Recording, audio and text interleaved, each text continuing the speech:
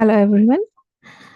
In the previous class, we have seen the basic concepts about the crystal field theory. Today, we will see, as said earlier, the octahedral splitting as well as the tetrahedral splitting.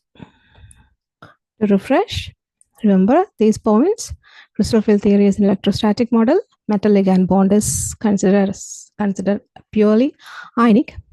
And anionic ligands act as point charges, and neutral ligands act as point dipoles. And d orbitals are degenerate when there is no ligand near to the metal, but when the negative end of the ligand comes near the d orbitals or near the metal, what happens? The degeneracy is left. The energy will be no longer same. And the splitting is dependent on the nature of crystal field. That is what we have seen in the previous class. And also we have seen the geometry.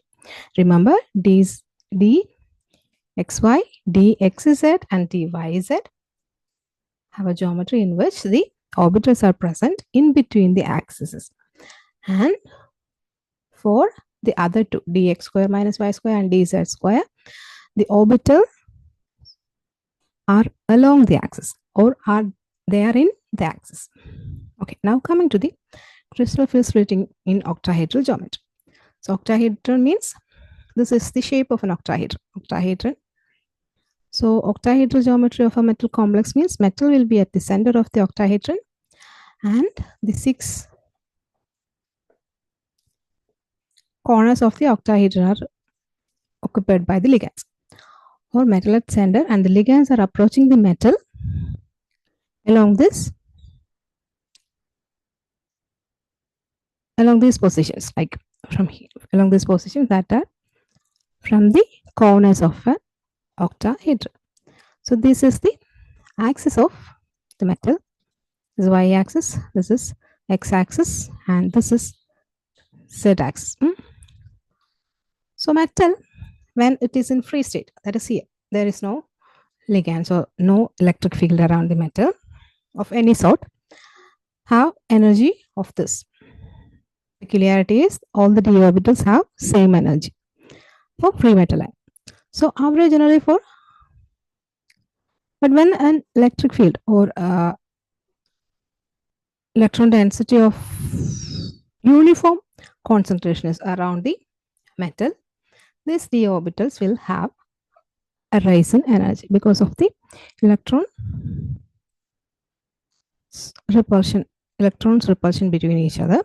The energy of the system, that is average energy of d orbitals in a spherical crystal field, will rise. That is represented by this. And this is the metal in an octahedral crystal field. That means metal is at the center, and along the 6 corners of the octahedron, ligands are approaching the metal. So what happens is that there is a splitting happens. Why? Because we see this octahedron here. So this is the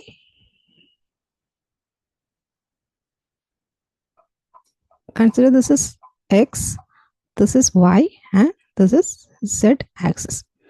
So the d orbitals are in the metal. So consider the first d orbital like d, x, y.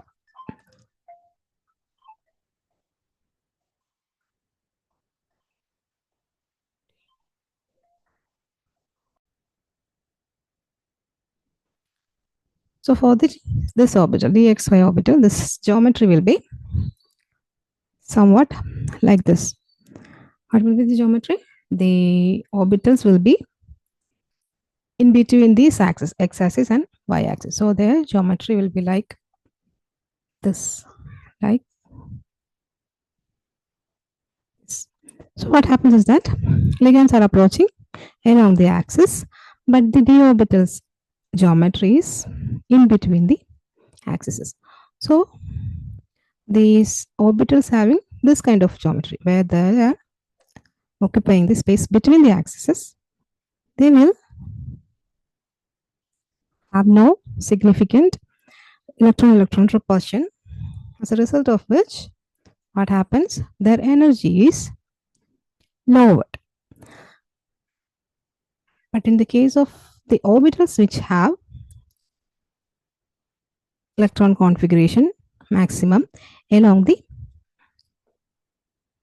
axis, that is this dz square and dx square minus y square, they have, for example, dx square minus y square, they have geometry like this along the axis, along x, along y. So what happens when ligands are approaching from this axis? They will interact with this d electrons and their energy will be raised.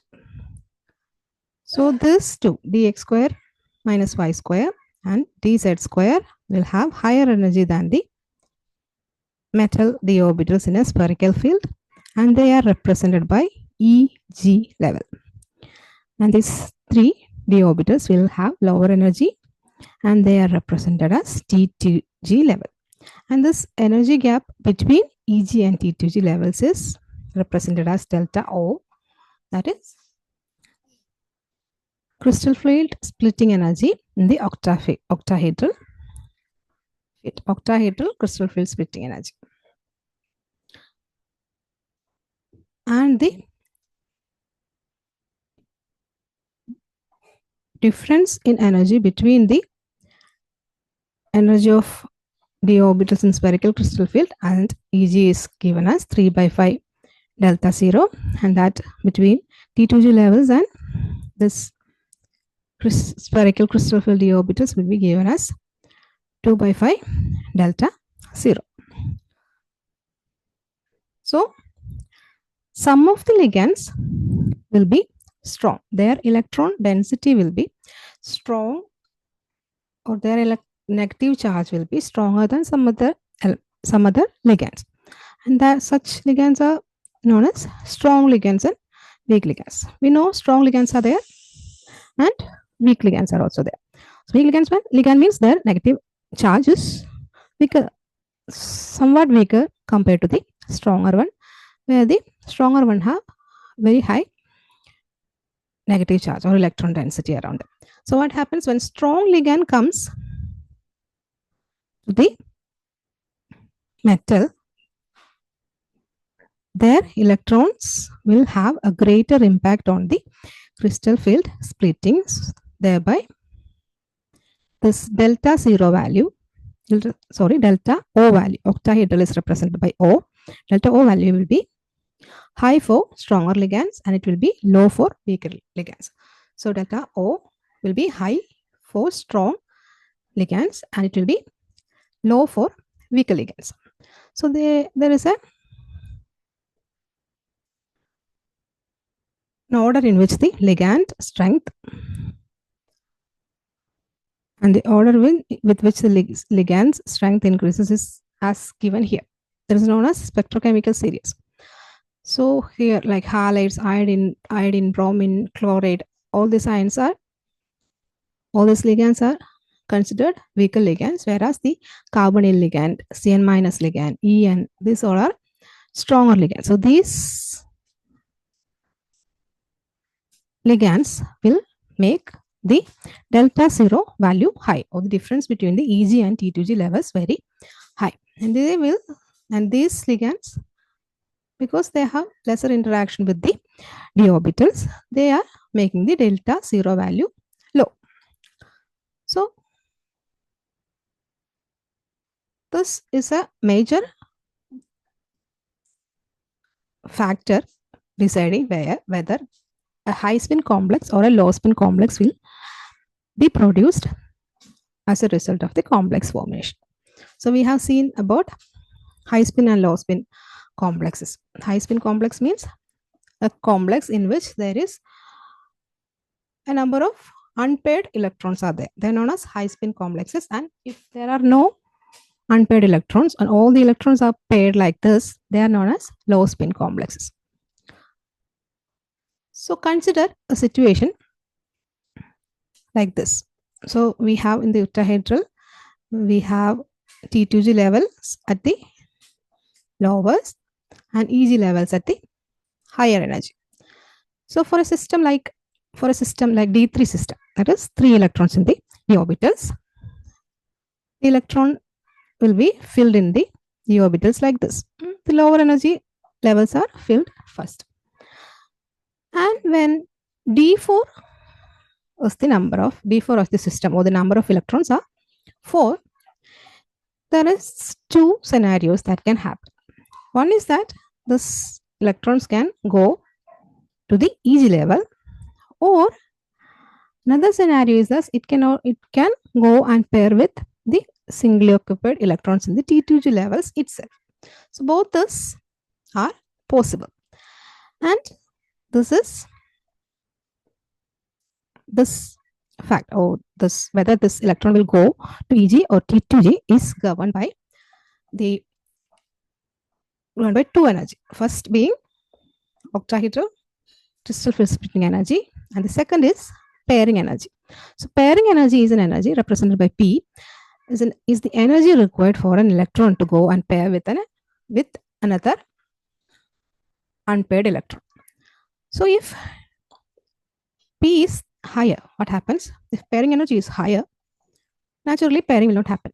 The nature will always prefer a reaction or a process that is having lower energy.